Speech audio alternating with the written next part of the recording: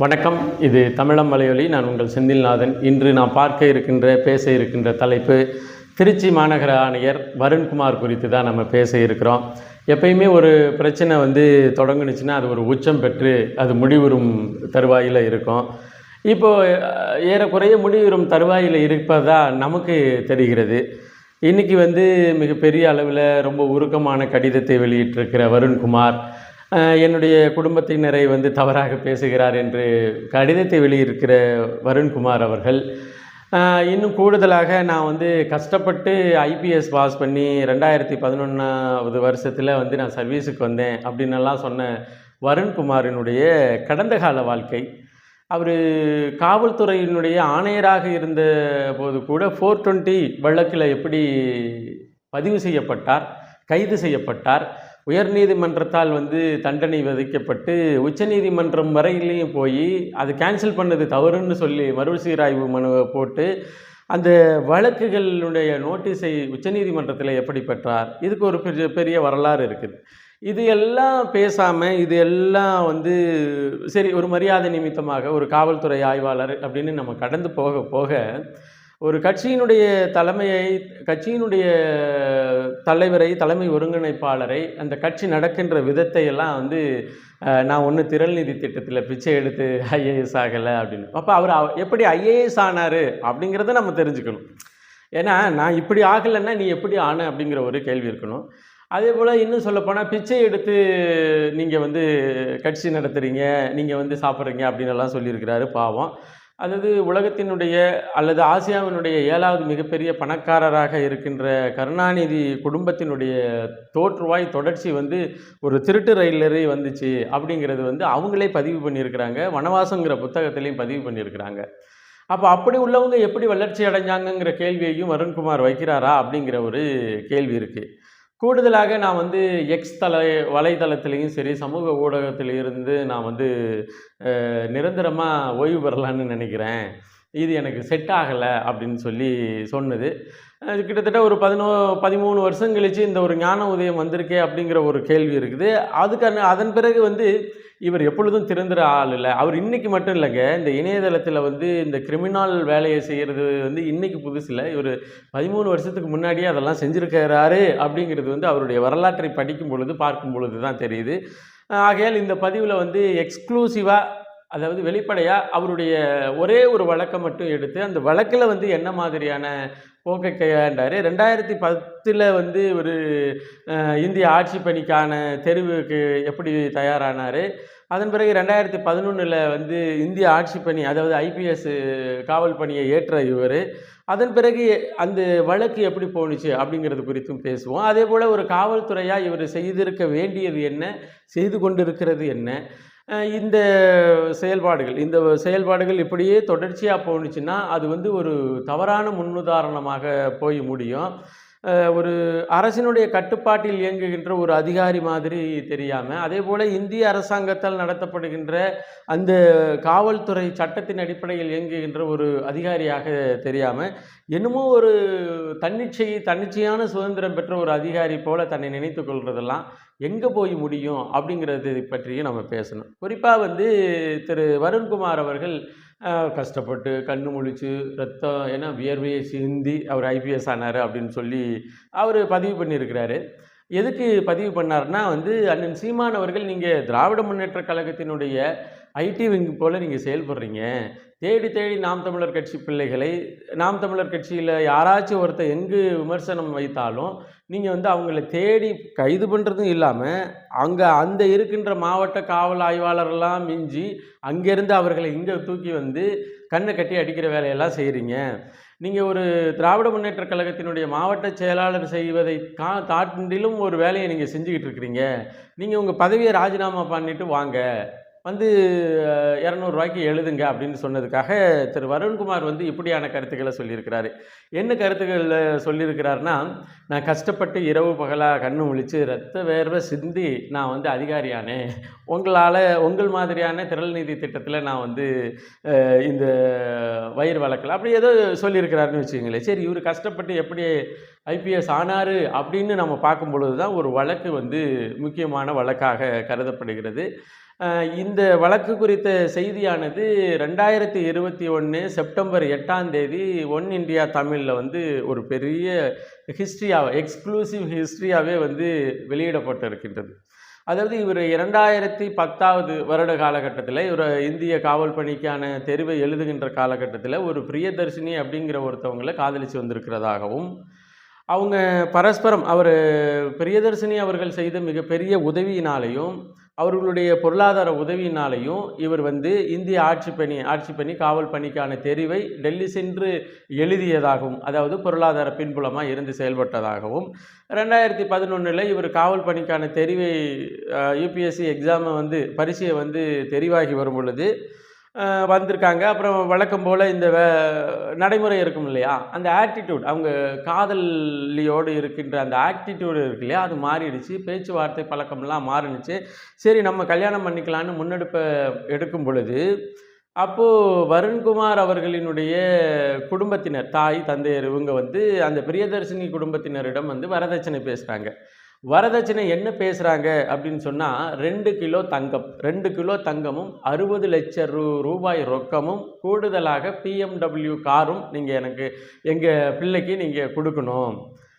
எங்கள் பிள்ளைக்கு நீங்கள் கொடுக்காட்டினா நான் வந்து பிரியதர்ஷினி அவர்களை அவங்க கல்யாணம் பண்ணிக்க மாட்டாங்க. ஏன்னா உங்கள் பொண்ணு காதலிக்கிறப்போ வருண்குமார் அவர்கள் இருந்த நிலை வேறு, இப்பொழுது வருண்குமார் இருக்கின்ற சோசியல் ஸ்டேட்டஸ் வேறு.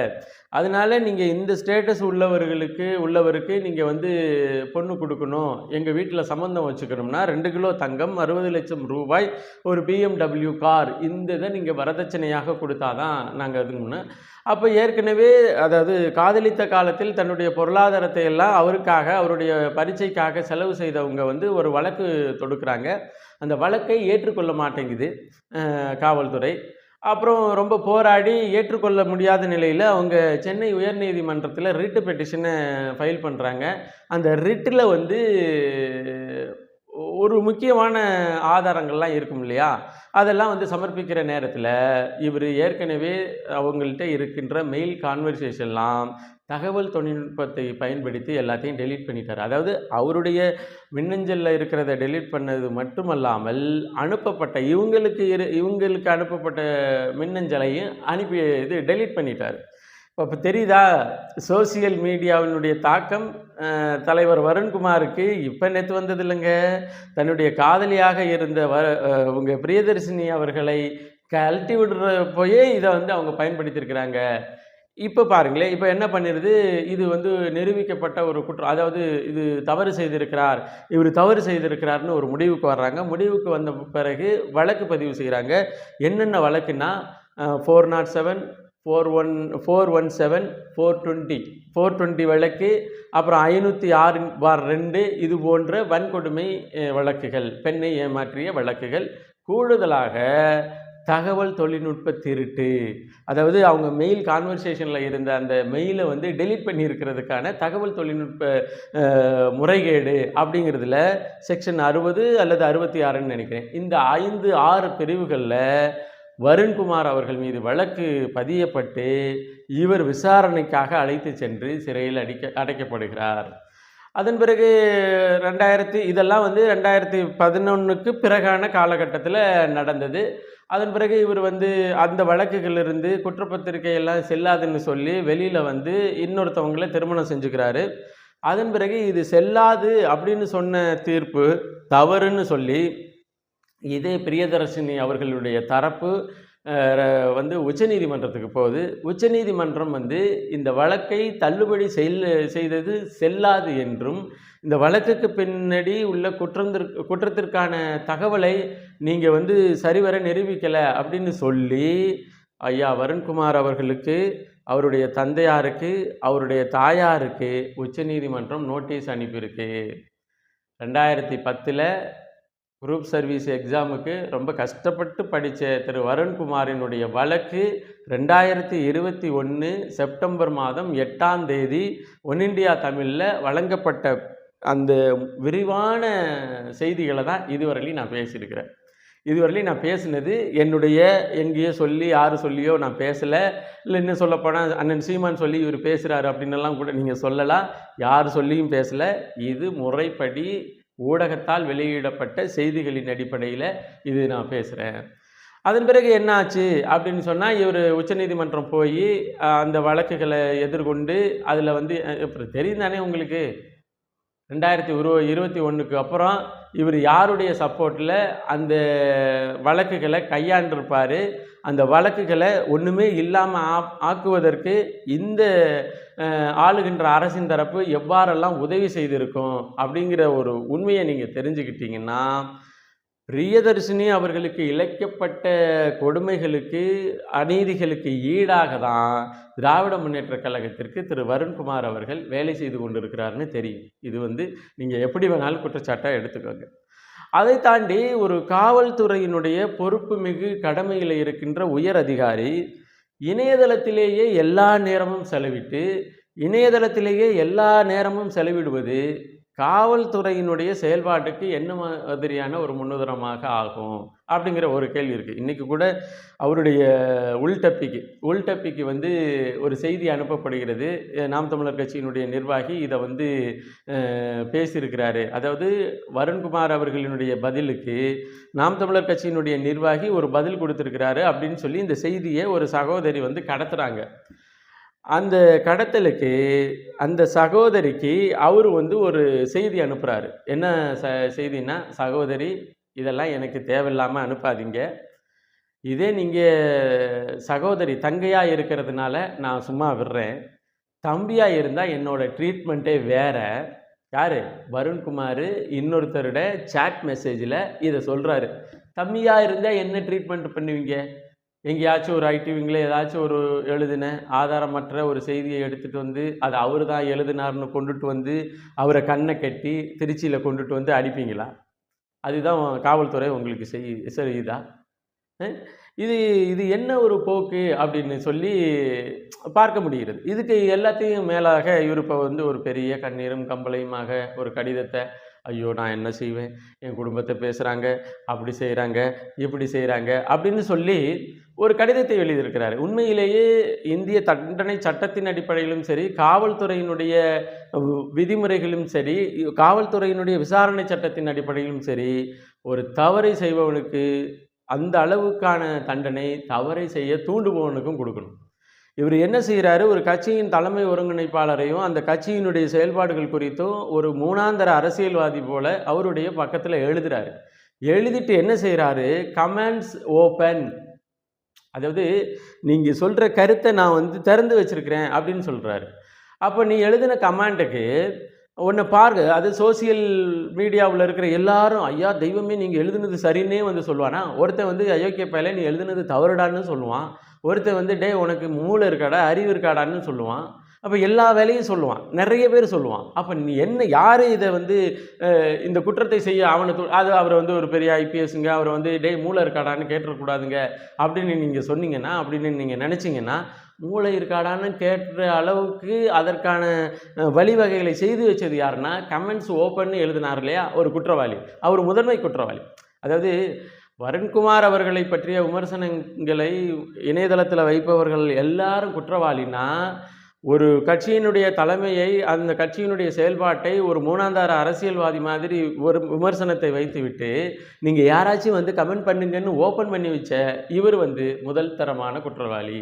அப்போ அதை தான் நான் என்ன சொல்கிறேன்னா, இவர் முன்னொரு காலத்திலேயே 420 வழக்குகளை சுமந்தவர்னா இவர் எப்படி பெரிய நேர்மையாளராக இருக்க முடியும்? இப்போ அவர் வந்து என்ன சொல்லியிருக்கிறாருன்னா, நான் வந்து கஷ்டப்பட்டு ஐபிஎஸ் ஆனேன், உங்களை மாதிரி திரள் நீதி திட்டத்தில் கட்சி வளர்க்குறாங்க, ரைட்டு. திருட்டு ரயில் ஏறி வந்து கட்சி வளர்க்குறாங்களா சொல்லுங்கள்? இப்போ திருட்டுல ரயில் ஏறி கட்சி வளர்க்குறவங்களுக்காக நீங்கள் வேலை செய்கிறீங்களே, இது ரொம்ப அசிங்கமாக இல்லையா? இப்போ இவர் வந்து சோசியல் மீடியாவில் இருந்தெல்லாம் நான் விடைபெறேன் அப்படின்னு இருக்கிறாரு. எப்படி விடைபெறாருன்னு தெரியல. நான் விடைபெறேன்னு சொல்லிவிட்டு மறுபடியும் வந்து ஆட்களை கைது பண்ணுறது, ஆட்கள் வந்து பேசுகிறாங்கன்னு சொல்கிறது. ஊரில் இதுவும் சொல்லுவான் இல்லையா, ஊரில் அது வண்ணாந்துறையில் உள்பாவாடை காவாடை போனாலும் சரி, வண்ணாந்துறையில் உள்பாட்டை காணாமல் போனாலும் சரி, என்ன பிடிச்சிட்டு வந்துடுறாங்க ஐயா ஜட்ஜையான்னு ஒரு நந்தா படத்தில் நம்ம லொடுக்குப்பாண்டி பேசுகிற மாதிரி, ஊரில் எவன் எழுதினாலும் சரி அவன் நாம் தமிழர் கட்சிக்காரன். இதற்கு இடையில வந்து இவர் வந்து ஒரு பெரிய புத்தனின் போதனையால் மாதிரி ஒருத்தர் 2 பேரை அழைச்சிட்டு வந்து, நீங்கள் ஆபாசமாக எழுதுறீங்க, நீங்கள் உங்களுக்கு வந்து குடும்பம் இருக்காது, இப்படி பெரிய கரிசனம். டேய் என்னையா நீனு? அரசியல்வாதியை விட மோசமான ஒரு அணுகுமுறையில் நீங்கள் நடந்துக்கிட்டு இருக்கிறீங்க அப்படிங்கிறத புரிஞ்சுக்கங்க திரு வருண்குமார்.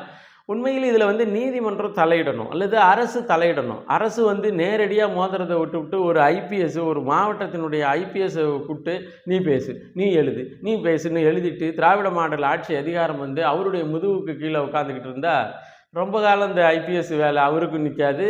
அவரும் வந்து ஒட்டுமொத்தமாக இறங்கி திருச்சியில் நின்று போராட்டத்தை தொடங்கினா என்னமாகும் அப்படிங்கிறத வருண்குமாரும் யோசிக்கணும், திராவிட முன்னேற்ற கழகமும் யோசிக்கணும். இதை விட்டுவிட்டு போலீஸ்காரன் அடித்தா யாரும் கேட்க மாட்டாங்க, அதானே? இதே திமுககாரன் கையை வச்சா கையை ஒடிச்சிருவாங்க, போலீஸ்காரன் அடித்தா யாரும் கேட்க மாட்டாங்க. உங்களுக்கு உங்கள் கையும் முக்கியம், அதே போல் அவனை அடிக்கிறது முக்கியம், அப்படி தானே? அருவருப்பாக இருக்குது முக ஸ்டாலின் அவர்களே. அவ்வளோதான். இப்போ இதை பார்த்துக்கிட்டே இருக்குது நீதிமன்றங்கள் தன்னிச்சையாக ஒரு முடிவுக்கு வந்து, அதாவது காவல்துறை ஆணையராக இருப்பதற்கு கொஞ்சம் கூட தகுதியற்ற நபர் வருண்குமார். அவருடைய கடந்த கால அணுகுமுறையும் சரி, கடந்த காலத்தில் அவர் வழக்குகள், அதில் வந்து சிறை சென்றது, அதிலிருந்து விடுதலை பெற்ற விதம், இது எல்லாத்தையும் ஒரு மறுபரிசீலனை செய்யணும். குறிப்பாக வருண்குமார் அவர்களை உடனடியாக பணி இடைநீக்கம் செய்யணும். நீதிமன்றம் வந்து தன்னிச்சையாக பல சிக்கல்களை, அதாவது ஒரு சிக்கல் வருவதற்கு முன்னாடியே நீதிமன்றம் பல வழக்குகளை தன்னிச்சையாக எடுத்து அதற்கான தீர்வுகளை வழங்கியிருக்கு. ஒரு கட்சியினுடைய தலைமை ஒருங்கிணைப்பாளரை, தலைவரை, அந்த கட்சியினுடைய உறுப்பினர்களை தொடர்ந்து அவதூறாக பேசி எழுதி வருகின்ற, அவதூறாக சித்தரித்து வருகின்ற, அரசினுடைய பொறுப்புமிகு பதவியில் இருக்கின்ற வருண்குமார் அவர்களை உடனடியாக பதவி நீக்கம் செய்யணும்.